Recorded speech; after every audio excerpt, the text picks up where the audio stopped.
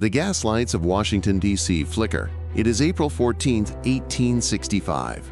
The American Civil War is over. A city breathes a collective sigh of relief. Inside Ford's Theater, the air is warm with laughter. The play is Our American Cousin. In the presidential box, Abraham Lincoln watches, unguarded. This is the story you know. A famous actor, a man of charisma and dark conviction, moves silently. John Wilkes Booth. He knows the play by heart. He knows the line that will trigger the loudest laugh. He times his entrance perfectly. The door to the box is unlatched. He raises a single-shot Derringer pistol. The laughter erupts. The shot is a dull pop, almost lost in the noise. A woman screams. Booth leaps from the box to the stage below. His leg snaps upon landing. He raises a dagger. "Sic semper tyrannis," he shouts. "Thus always to tyrants." Then he vanishes into the backstage chaos. And into history, a lone assassin. A singular act of madness. That is the story we have all been told. But it is a lie. A comfortable, simple lie. Because what happened at Ford's Theater was not the whole story. It was not even the beginning of the end. It was just one piece of a much larger, more terrifying puzzle. A coordinated plot to decapitate the entire United States government. And it was happening all at once. Across the city, another scene of horror unfolds. Secretary of State Seward lies in bed. He is recovering from a severe carriage accident. His jaw is wired shut. He is helpless. A man arrives at his door. He is large and imposing. He tells the servant he has medicine from Seward's doctor. The man is Lewis Powell, a former Confederate soldier, a brute force of nature recruited by Booth. The servant refuses him entry. Powell shoves past. He storms up the stairs. Seward's son tries to stop him. Powell beats him senseless with his pistol. He bursts into the secretary's bedroom. He pulls a massive knife. He throws himself onto the bed, stabbing wildly in the dim light. Seward's metal neck brace, prescribed for his accident, deflects the blade. It saves his life. But Powell's attack is savage. He slashes Seward's face and neck. He wounds two more of Seward's children and a bodyguard who rush to help. Leaving a trail of blood and chaos, Powell escapes into the night. 2 attacks, 2 high-level targets. But the conspiracy was even more ambitious. There was a third target, Vice President Andrew Johnson. The man assigned to kill him was George Atzerodt, a German immigrant and carriage painter. He checked into the Kirkwood House, the same hotel where Johnson was staying. He had a loaded revolver. He had a knife. He had his instructions from Booth. But Atzerodt was not a killer like Powell. He was a follower, now left on his own. He went to the hotel saloon. He drank. He asked the bartender about the vice president's whereabouts. But his nerve was gone. He abandoned the mission completely. He wandered drunkenly into the Washington streets. The plot had failed in its ultimate goal. But it had succeeded in its primary one. It had murdered the president. The nation was plunged into darkness. In a small boarding house room across from the theater, Lincoln fights for his last breaths. The room is crowded with cabinet members and doctors. Secretary of War Edwin Stanton arrives, a man of cold, furious energy. He takes command. He transforms the tiny bedroom into the nation's nerve center. He begins his investigation before Lincoln is even dead. At 7:22 a.m. on April 15th, the president's breathing stops. Stanton makes his famous declaration, "Now he belongs to the ages." With those words, Stanton unleashes the largest manhunt in American history. The hunt for John Wilkes Booth was on. But Stanton was not just hunting one man. He was hunting a conspiracy. He knew this was not the work of a lone actor. His first clues led to a nest of spies and sympathizers. A quiet boarding house on H Street, owned by a respectable widow named Mary Surratt. This was the conspiracy's headquarters. Here, Booth met with his recruits, Lewis Powell, the Muscle. David Harold, a young, impressionable guide, George Atzerodt, the reluctant assassin, and Mary's own son, John Surratt, a Confederate courier.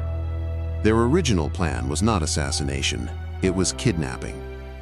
They intended to abduct Lincoln, to smuggle him south and hold him for ransom, to trade the president for thousands of Confederate prisoners of war.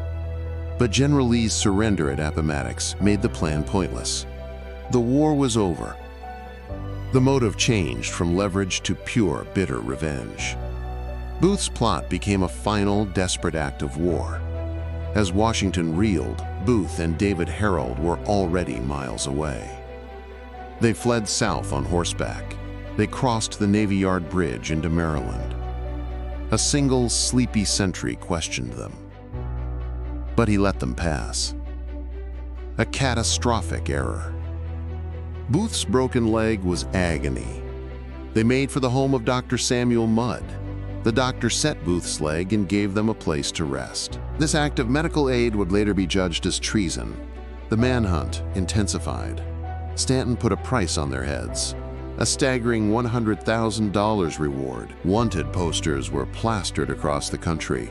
Telegraph wires hummed with their descriptions. Thousands of Union soldiers fanned out, searching every farm, every swamp. Back in Washington, the net was closing. Investigators found Atzerodt's discarded weapons in his hotel room. They found evidence linking him to Booth. They raided Mary Surratt's boarding house. As they questioned her, a man knocked on the door. It was Lewis Powell, dirty, lost, and looking for a place to hide. He was arrested on the spot. Mary Surratt was taken into custody. The nest was officially broken. For 12 days, Booth and Harold evaded capture. They hid in Maryland's dense pine forests. They were aided by Confederate sympathizers. They finally crossed the Potomac River into Virginia. They thought they were safe. They were wrong. A tip from an informant led a detachment of the 16th New York Cavalry to a farm, the property of a man named Richard Garrett. The soldiers surrounded a tobacco barn. They knew their quarry was inside. They called for their surrender. David Harold, terrified, gave himself up. Booth refused. "I will not be taken alive," he screamed from inside. The soldiers, under orders to take him alive, decided to force him out. They set the barn on fire. Flames licked up the dry timber walls. Through the slats, they could see Booth's silhouette. He was armed, moving inside the inferno.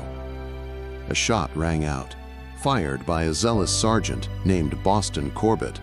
The bullet struck Booth in the neck, in almost the exact same place he had shot Lincoln. They dragged him from the burning barn.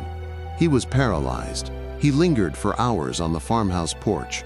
As the sun rose, John Wilkes Booth was dead. The manhunt was over. But for Edwin Stanton, the reckoning was just beginning. The surviving conspirators were held on ironclad ships. They were shackled and forced to wear thick canvas hoods. Deprived of sight, sound, and all human contact, Stanton now faced a critical decision: where to try these civilians? In a public, civilian court with a jury, or before a military tribunal of army officers? Stanton chose the military. He argued this was an act of war, an attack on the nation's commander-in-chief. The trial of the 8 conspirators began. It was a spectacle of vengeance. The defendants sat on a raised platform, facing their 9 judges. The prosecution laid out the evidence, the meetings, the coded messages, the simultaneous attacks. The defense argued the tribunal itself was unconstitutional. The war was over. Civilian courts were functioning. But their arguments were dismissed. The trial's most controversial figure was not a soldier or an assassin. It was a 42-year-old woman, Mary Surratt. Was she the matron of this deadly plot, or simply a mother, willfully blind to her son's activities? Witnesses claimed she helped store weapons, that she delivered a message for Booth on the day of the assassination. Her son John had fled the country. Mary faced the judges in his place. The verdicts came quickly. All 8 were found guilty. 4 were sentenced to death by hanging: Lewis Powell, David Harold, George Atzerodt, and Mary Surratt. The nation was stunned. The federal government was going to execute a woman. A flurry of last-minute appeals reached President Andrew Johnson. He refused to intervene. On July 7, 1865, 4 gallows stood in the courtyard of the old Arsenal Penitentiary. The condemned were let out. Their sentences were read. White hoods were placed over their heads. The nooses were adjusted. At the signal, the trapdoors sprang open. The conspiracy was officially punished. The case was closed. But the assassination's true impact was just beginning to be felt. Lincoln's death was also the death of his plan for a peaceful, merciful Reconstruction. His vision of malice toward none died with him. In his place, radical Republicans in Congress seized power. They imposed a harsh, punitive military occupation on the defeated South. The single shot in Ford's Theater did more than kill a president. It fundamentally altered the course of American history. It created wounds that would fester for a century. The story of the Lincoln assassination is not about one man in a theater. It is a story of a deep-rooted conspiracy, a story of a desperate manhunt, and a story of a nation's violent, uncertain future, born in a moment of chaos and hiding in plain sight ever since.